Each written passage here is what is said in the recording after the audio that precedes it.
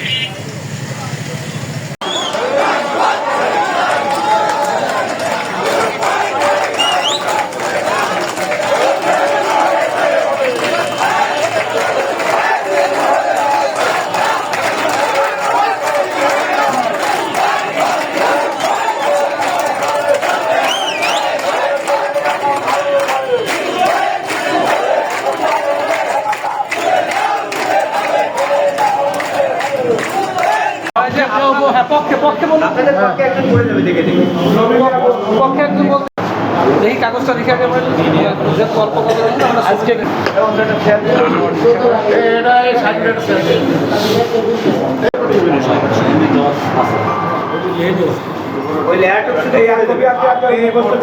বিষয়টা হচ্ছে যে পক্ষে বলাটা একটা খারাপ হয়ে যায়। বাংলাদেশ জাতীয় দল কালিয়া উপজেলা ও কালিয়া পৌরসভা কর্তৃক আয়োজিত আজকের এই বিক্ষোভ সমাবেশের পর আজ 6/8/2025 ইংরেজি বিক্ষোভ মিছিল শেষে আমরা আমাদের নেতৃবৃন্দ নিয়ে মিথ্যা ও বানোয়াট মামলার বিরুদ্ধে এক সমাবেশ করি। আপনারা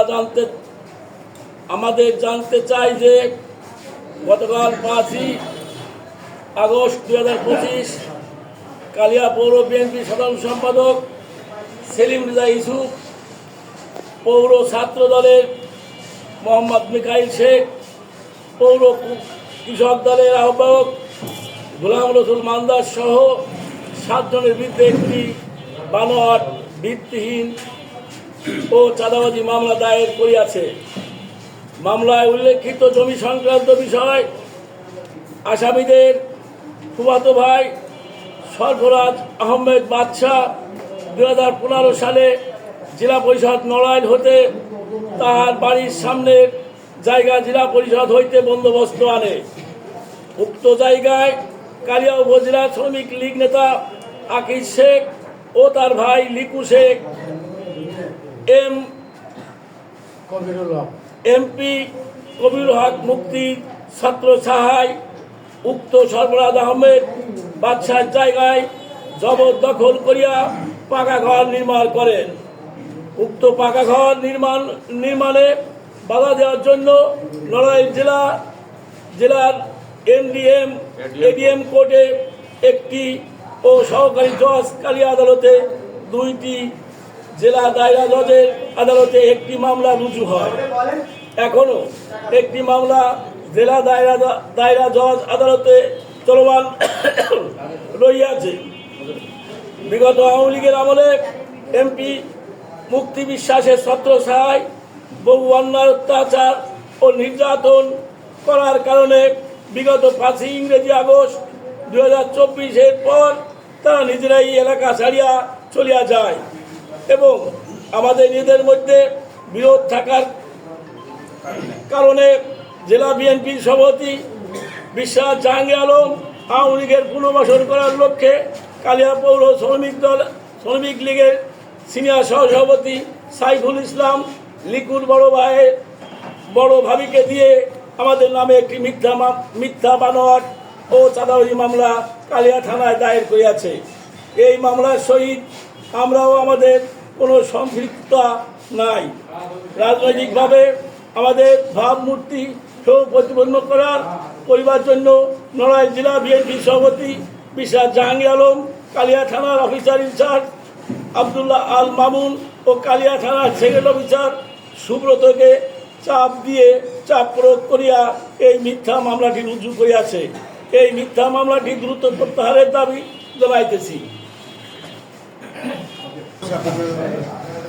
আমরা বিভিন্ন সময় বিভিন্ন কাজে কালিয়া থানায় যাই, কিন্তু আমরা জানি কালিয়া থানার ওসি সাহেব নতুন কোনো মামলা রুজু করার আগে দরখাস্ত বাদী করলে তদন্ত করেই সে কেস রুজু করে। এই যে কেসটা রুজু হয়েছে চাঁদাবাজি কেস, উনি তদন্ত ছাড়াই এই কেসটা রুজু করেছে।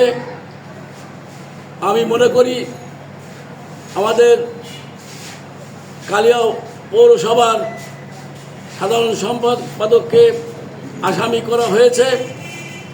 এই কেসটা যদি তদন্ত করে রুজু করত তাহলে আমার মনে হয় এর সত্যতা আসতো না, আমাদের এই সেক্রেটারির বিরুদ্ধে কেসটাও রুজু হতো না।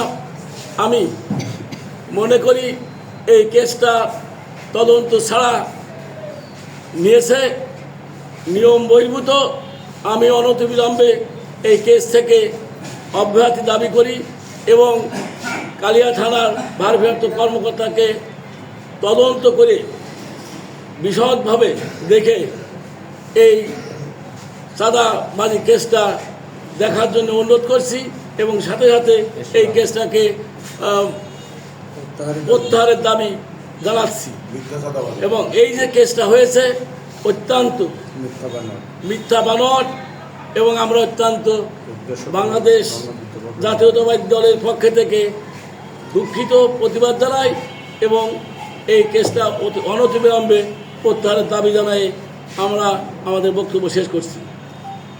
হ্যাঁ, তাহলে ওটা আবার 24 হলে তাহলে 24 বলতে হবে।